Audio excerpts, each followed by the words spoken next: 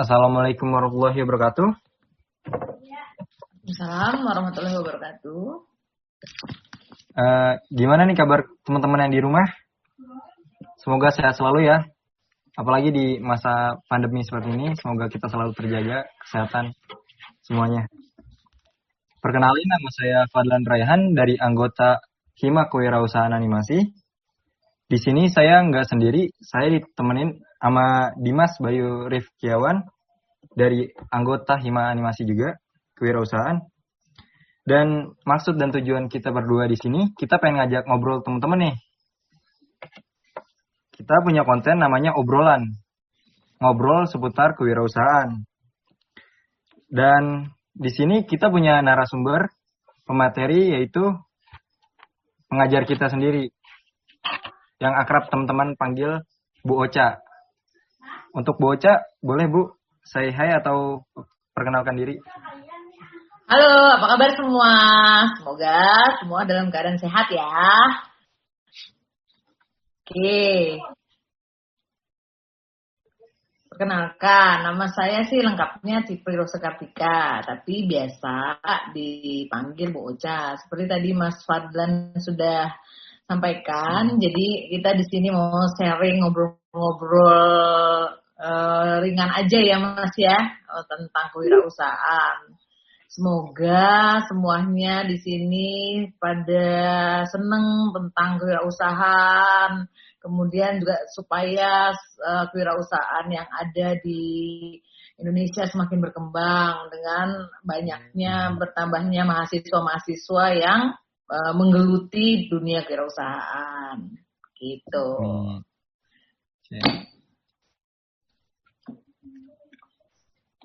Oke Bu, untuk mempersingkat waktu ya, kita mulai aja ke inti acaranya yaitu sesi tanya jawab. Jadi di sini saya sama Barip udah nyiapin beberapa pertanyaan yang mewakili teman-teman dan Bu Ocha sebagai narasumber menjawab pertanyaan kami. Mulai dari pertanyaan pertama ya Bu ya. Strategi berdagang yang baik dan benar itu seperti apa sih Bu? Kayak kita kan suka kebingungan nih. Pengen mulai dagang, cuman gimana caranya maksudnya biar kita untung juga tuh gimana? Sekarang gini nih filosofinya, berdagang sama wirausaha tuh harus dibedain dulu nih. Kalau seandainya, sebenarnya berwirausaha itu nggak semata-mata hanya berdagang. Jadi wirausaha itu harus ada konsep sesuatu hal yang baru. Jadi kalau Mas Fadlan tadi bertanya hanya konsep berdagang itu hanya berjualan yang sama dengan yang lainnya. Tapi kalau Mas Fadlan bertanya tentang berwirausaha, berarti adalah ada sesuatu hal yang Mas Fadlan jual produk atau jasa yang baru. Jadi yang mana dulu nih, Mas Fadlan harus jelas dulu bertanyanya. Jadi mau berjualan atau berdagang yang sama dengan yang lainnya, atau mau berwirausaha yang berbeda dari yang lainnya.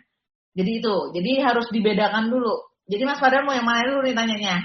Mungkin karena kita menggeluti dunia animasi ya Bu.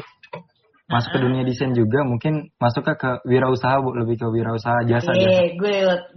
Oke. Soalnya kalau berdagang itu sama dengan yang lainnya. Jadi kalau sama dengan lainnya misalnya fotokopi tuh berdagang tuh. Kemudian kalau jualan sate, nah itu berdagang. Nah kalau animasi itu ide kreatif. Kreatif itu tuh berwirausaha. Jadi sumbernya adalah kreativitas. Nah salah satu bentuk wirausaha itu adalah harus ada sesuatu hal yang baru. Yang baru itu adalah sumber kreativitas. Betul, berwirausaha.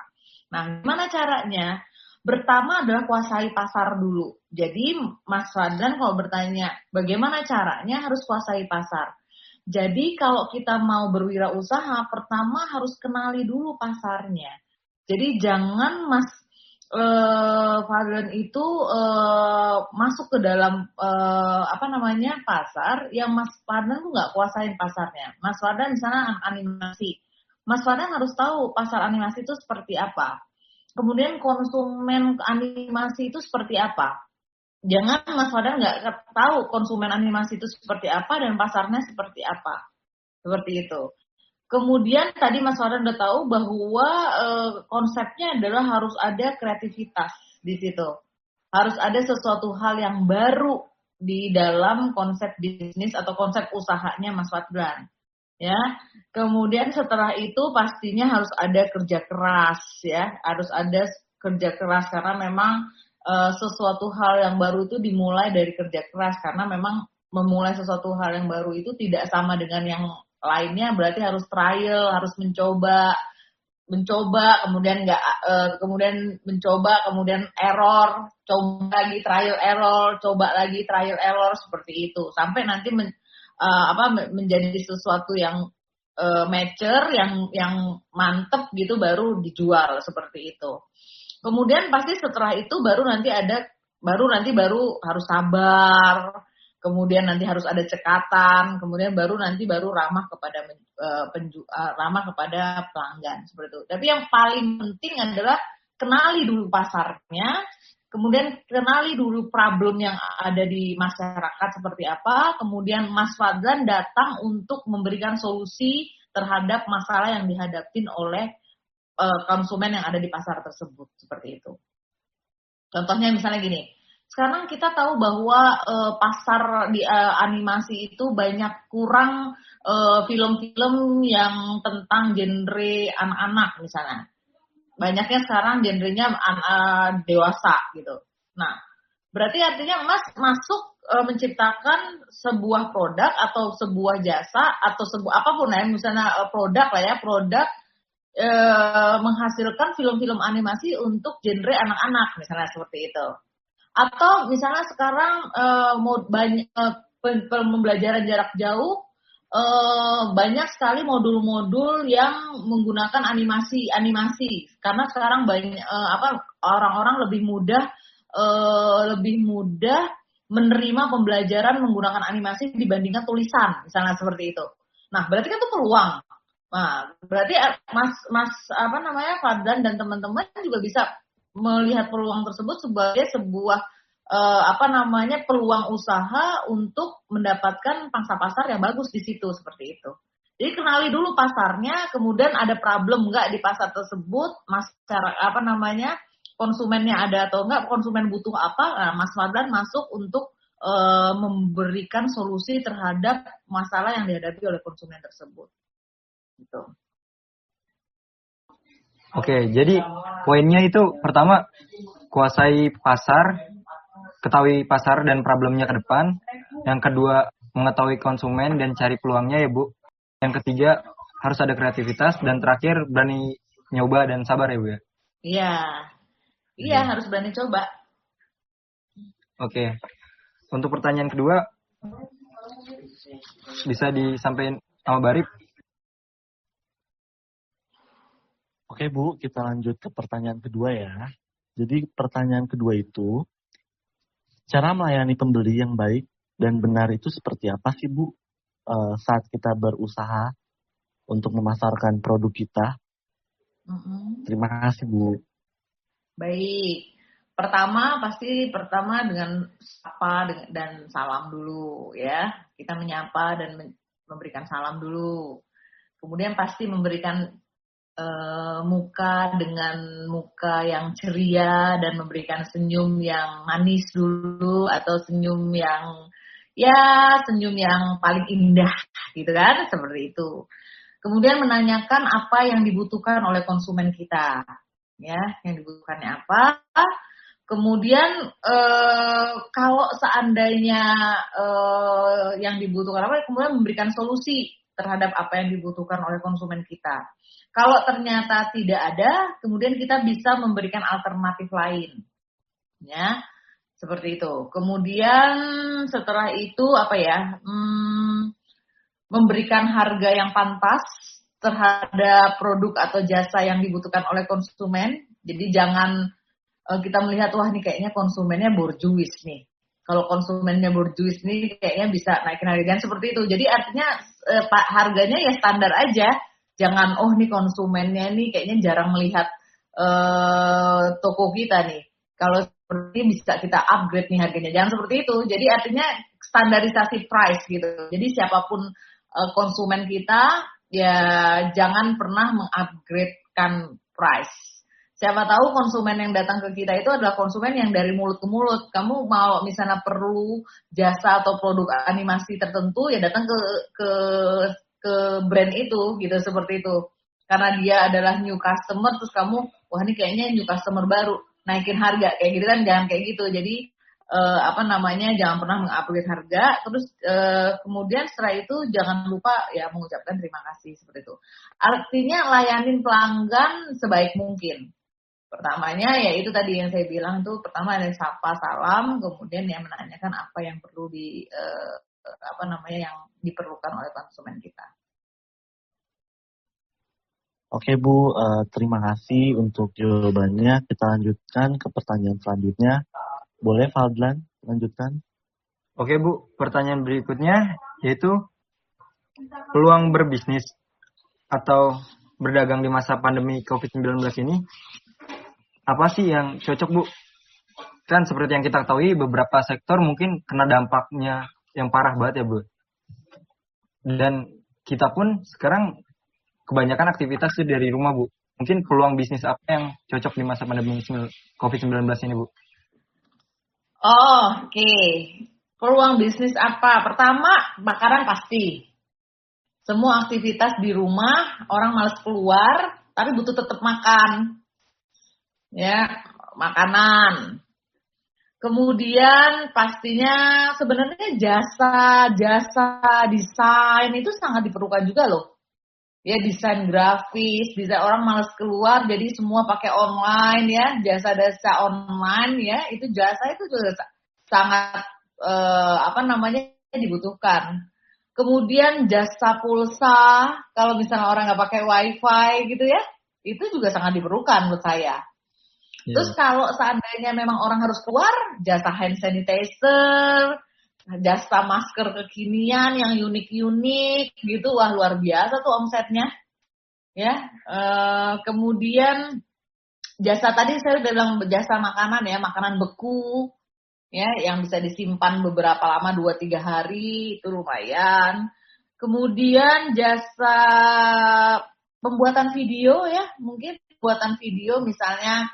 Orang mau buat sebuah kegiatan tapi mau dibikin momen gitu, bisa minta tolong jasa pembuatan video gitu. Kemudian bisa jasa penulis lepas. Adik saya baru dapat order penulis lepas karena orang sekarang nggak banyak aktivitas di luar. Jadi banyaknya di rumah gitu, banyak penulis lepas gitu juga banyak seperti itu. Itu sih, tapi yang sekarang booming sih banyak, apalagi teman saya tiap hari nawarin makanan. Ada dimsum, kemudian ada, makanan terus bisa berat badan luar biasa. Frozen food gitu? Ya, frozen food gitu. Terus dibeli nggak enak gitu ya, dibeli numpuk di freezer saya gitu ya, akhirnya ya beli juga akhirnya gitu. Oh jadi gitu ya Bu ya, untuk pandemi ini jangan kita jadiin hambatan buat wirausaha, malah kita cari celah ya Bu ya. Iya, dan bisnis kurir ya, kurir itu luar biasa juga, karena semua orang kan nggak mau keluar, takut. Itu kalau saya lihat di jalan juga banyak sekali kurir-kurir yang bawa paket-paketan banyak tuh, karena orang kan semua mau ngirim-ngirim apa-apa pakai jasa kurir ya, pengiriman itu. Gitu. Oke, jadi masih banyak ya Bu ya yang bisa kita lakuin, dari makanan, desain, jasa internet, masker dan protokol kesehatan, dan paling besar tuh kurir sama ekspedisi ya Bu ya? Iya, jasa ekspedisi, iya. Kamu juga bisa seperti itu loh Mas, kalau misalnya animasi, kalau bisa memarketingkan diri, bisa marketingin jasa animasi ya, misalnya ya bisa juga mungkin logo gitu ya, desain logo, desain ya animasi, bikin motion grafik, kan anak animasi jago-jago tuh, mahasiswa saya bikin motion animasi kemarin saya suruh bikin tugas, bikin motion graphic tuh luar biasa tuh mahasiswa animasi bagus motion graphicsnya tuh. Itu kan uang semua tuh. Ya. Iya, Bu. Iya, gitu. Kan itu juga nggak mesti harus ketemu kan? Hanya ketemu Zoom, kemudian kalau nggak Google Meet, kalau nggak telepon WA aja kan, video call gitu kan? Minta maunya seperti apa dan segala macam kan Iya, udah bisa. paling bahasa revisian doang ya, Bu. Iya, maunya seperti apa, paling nanti diedit maunya seperti apa. Uang semua tuh. Iya, Bu. Iya, gitu. Oke, kita lanjut ke pertanyaan berikutnya ya, Bu ya. Iya. Untuk Dimas Bayu Rifki, bisa bacain. Oke Bu, kita lanjutkan ke pertanyaan keempat ya Bu. Iya. Efektif seorang mahasiswa melakukan kegiatan jual beli atau berdagang di area kampus? Mungkin untuk kedepannya kalau misal COVID sudah selesai, sudah berakhir. Oke. Begini, yang namanya efektif itu kan artinya tuh adalah tercapai tujuan ya, gitu. Efektif tuh. Kalau efisien kan hubungannya dengan cost ya. Kalau efisiensi itu hubungannya dengan cost. Kalau efektif itu tercapai tujuan. Kalau ditanya seefektif apa, itu adalah kalau tujuannya tercapai. Nah, kalau kita berbicara tentang bisnis atau wirausaha, adalah tujuannya adalah untuk mencapai profit, untuk dapetin keuntungan. Artinya, kalau Mas itu punya modal 5.000, dapetin keuntungannya lebih dari 5.000, kan gitu. Nah, dan kalau dihubungkan dengan kuliah, berarti kuliah itu apa sih efektifnya? Efektifnya udah dapetin ilmu, kan gitu. Nah, kalau Mas bertanya seefektif apa kuliah dengan berwirausaha, nah berarti kan harus digabungkan, dua-duanya harus efektif. Artinya nggak ada reason nih kalau misalnya berwirausahanya dapat untung, tapi kuliahnya nggak dapat ilmu, kan gitu. Atau salah satunya kuliahnya dapat ilmu, tapi wirausahanya nggak dapat untung, gitu. Berarti gimana seefektif apa? Kalau menurut saya, kalau bisa membagi waktunya seefektif apa, membagi waktunya antara berwirausaha sama kuliah, bagus-bagus aja, efektif aja. Maksudnya gimana efektif? Ya time manajemennya aja. Maksudnya gini. Jadi berwirausahanya atau menjual produk atau jasa. Kan kalau berwirausaha bisa produk atau bisa jasa ya. Gitu. Misalnya kamu menjual produk atau jasa bisnis kamu atau berwirausahanya Mas, itu adalah pada saat break atau sebelum mata kuliahnya atau dosennya datang. Kadang dosen suka terlambat, kamu nawarin, ya misalnya itu, atau misalnya nawarin produknya atau nawarin jasanya ke customernya. Customernya bisa customer ketemu, atau kalau misalnya jasa, misalnya customernya di luar sana bisa menggunakan Google Meet atau apapun lah ya, media komunikasi dengan customer di luar sana. Jadi menurut saya jangan sampai hanya salah satu yang efektif. Jadi dapat untung karena bisnisnya atau usahanya, tapi kuliahnya jelek, atau kuliahnya bagus tapi usahanya enggak gitu. Jadi efektif aja supaya caranya kamu itu belajar berwirausaha di kampus dan berkuliah sambil belajar berwirausaha di kampus gitu loh. Intinya adalah membagi waktunya benar gitu loh, seperti itu aja. Gitu.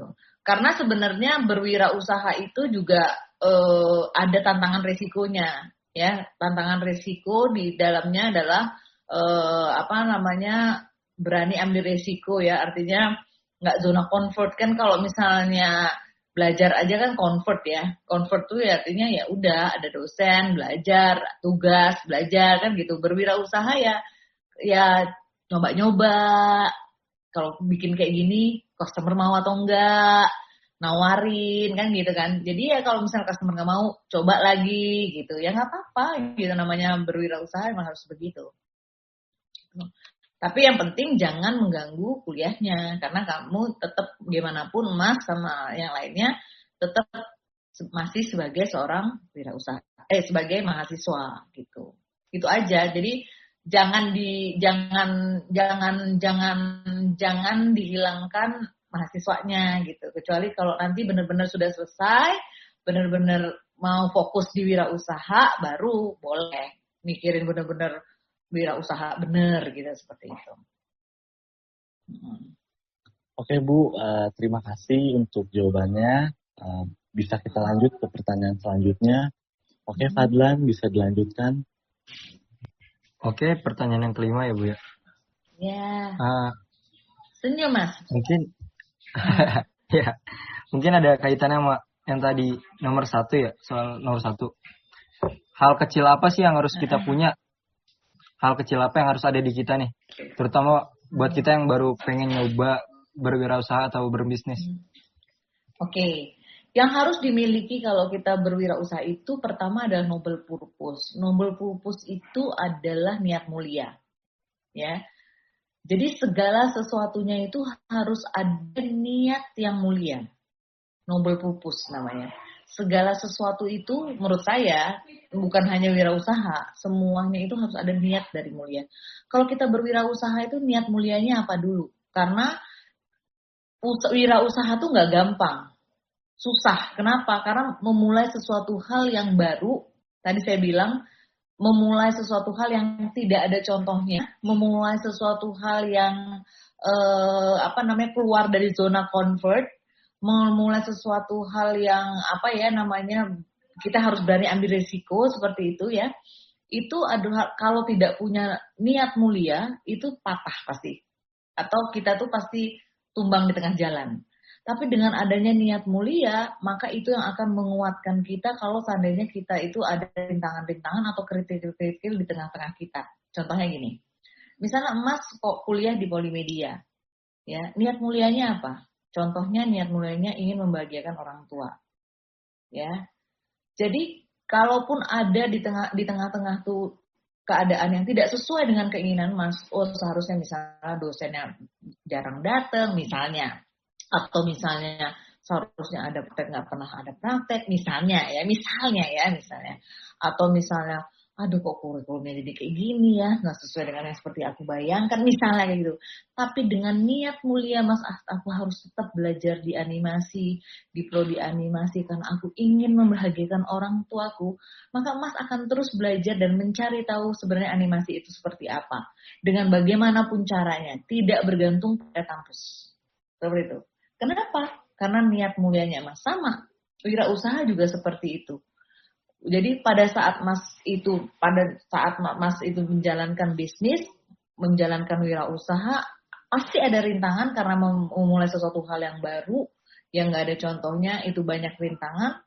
Tapi pada saat Mas nanti ada rintangan, Mas ingat lagi niat mulianya. Oh, aku memulai bisnis ini karena tidak mau tergantung dari orang tua. Aku mau mulai bisnis ini karena aku yakin bahwa bisnis ini akan membuat perubahan besar di dalam hidupku. Aku yakin bahwa ini adalah nantinya akan membuahkan hasil yang bisa membahagiakan diriku dan orang tuaku. Misalnya seperti itu. Pasti nanti akan itu yang membuat Mas tuh tetap akan terus di jalan itu, gitu. Karena memang itu harus ada keteguhan hati untuk berwirausaha. Kalau Mas baca biografi orang-orang wirausaha yang besar, itu semua itu Khairil Tanjung, Ciputra, kemudian Bob Sadino, kemudian yang besar yang di luar juga ya, Toyota dan segala macam. Itu semua mereka tuh dari adanya noble purpose, adanya niat mulia. Jadi mereka tidak serta-merta jadi besar seperti itu, tidak. Mereka tuh dari susah-susah segala macam, tapi dia kembali lagi kepada niat mulianya, dia membangun usaha ini karena ada niat mulianya seperti itu, sehingga dia menjadi seperti sekarang ini, seperti itu. Oke, jadi gitu ya teman-teman. Hal yang utama, yang pertama harus kita milikin niat mulia ya Bu ya. Kalau kita kalau kita nyerah, kita motivasiin diri sendiri buat balik ke niat kita itu. Oke, untuk pertanyaan selanjutnya bisa dilanjutin sama Barip. Oke Bu, untuk pertanyaan selanjutnya saya lanjutkan ya, nomor 6. Baik. Bagaimana cara mengatasi pembeli dan si pembeli itu minta harga teman? Misal, ya pembeli itu teman kita dan dia minta harga Oke. teman. Oke. Itu seperti apa sih Bu menyikapinya? Maksudnya harga temannya jadi merugikannya Mas? Kemungkinan. Gini, kalau seandainya harga teman belum merugikan Mas, masih break even atau masih titik impas, ya aja nggak apa-apa. Karena teman itu sebenarnya menjadi sumber promosinya bisnisnya Mas. Tapi kalau seandainya harga teman itu bisa membuat Mas rugi, Mas kasih penjelasan kepada dia bahwa bisnis ini atau usaha ini memerlukan modal dan modal ini memerlukan jadi uangnya itu nantinya dijadikan untuk modal untuk membuat produk atau jasanya yang tetap harus berputar untuk bisnis ini tetap masih bisa sustainable. Namanya sustainable itu bisa berkelanjutan seperti itu, diberikan pengertian. Nah, tapi kalau seandainya tidak, kalau misalnya masih break even, menurut saya kasih aja. Karena dari situ kita jadikan teman kita itu menjadikan sumber motor promosinya kita. Testimoninya nanti bisa membuat promosi bisnis kita itu kepada orang-orang lain. Dan jangan khawatir bahwa sebenarnya mode to mode itu merupakan promosi paling terpengaruh dibandingkan dari brosur-brosur, flyer atau iklan-iklan yang kita buat, sebenarnya seperti itu. Gitu. Tapi kalau harga temannya itu merugi, terpaksa kita memang harus beritahukan ke dia bahwa belum bisa dikarenakan memang biaya produksinya masih di atas itu dan itu masih belum bisa kita berikan karena masih tidak tertutupi biaya produksinya. Seperti itu aja nggak apa-apa diberikan penjelasan seperti itu. Paling tidak harga temannya itu break even sama dengan biaya produksinya gitu. Nah. Oke Bu, terima kasih untuk pertanyaan yang ke-6. Kita lanjutkan ke pertanyaan yang terakhir. Oke, pertanyaan terakhir masih ada kaitannya sama pertanyaan sebelumnya ya Bu. Yeah. Kalau tadi kita cara ngatasin gimana kalau teman ada yang nawar kita pakai label harga temen. Yang ketujuh ini gimana sih strategi tawar-menawar kita biar dapat harga terbaik? Strategi tawar-menawar kan begini. Kalau seandainya kita masih baru, ya, yang paling penting adalah jangan menerapkan harga mahal dulu. Karena yang kita cari pertama itu adalah pelanggan dulu. Yang kita cari adalah customer dulu. Customer know about bisnis kita. Customer know about produk atau jasa kita. Karena saya sekali lagi bilang bahwa customer itu jadikan dia itu sebagai motor promosi kita. Jadi jadikan customer itu menjadi promosinya kita kepada orang-orang. Nanti pada saat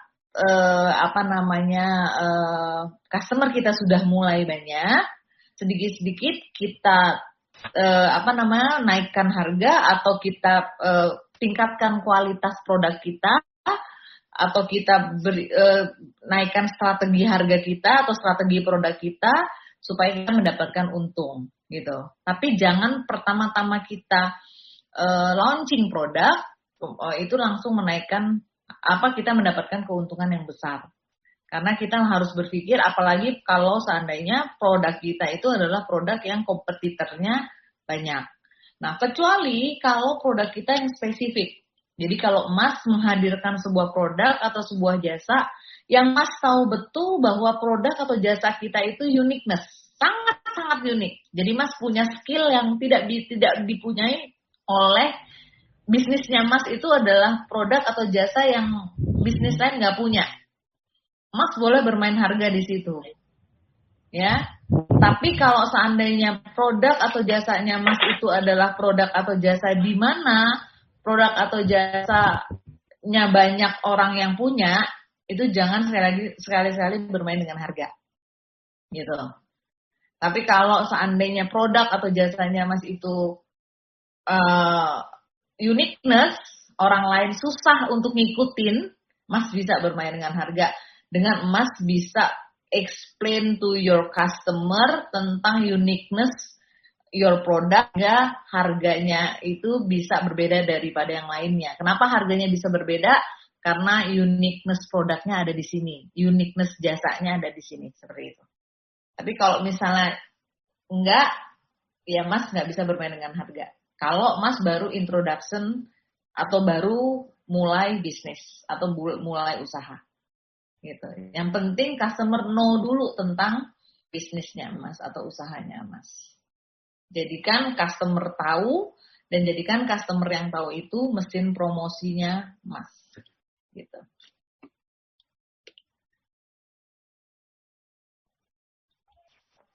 Oke, teman-teman, itu tadi dari pernyataan dan jawaban dari Bu Tipri soal mengenai pertanyaan yang mewakili teman-teman semua.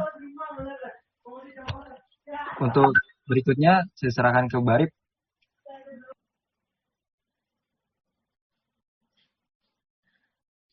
Oke, kita sudah di pertanyaan terakhir kan ya Bu. Kalau begitu kita tutup saja. Tapi sebelumnya kami dari KWU Hima Animasi mengucapkan terima kasih kepada Ibu karena sudah menyempatkan waktunya untuk ngobrol bareng anak KWU Animasi. Sama-sama. Dan kami mohon maaf jika ada perkataan yang kurang enak atau salah itu. Dan itu aja sih. Kalau begitu kita sudahi obrolan kali ini. Terima kasih ya Bu Ocha. Sama-sama Mas. Sukses selalu. Ya, tetap Ibu. Bersemangat wirausaha ya. Ya. Ya, Bu. Oke, kalau gitu kita tutup. Wassalamualaikum warahmatullahi wabarakatuh. Waalaikumsalam warahmatullahi wabarakatuh. Waalaikumsalam warahmatullahi wabarakatuh.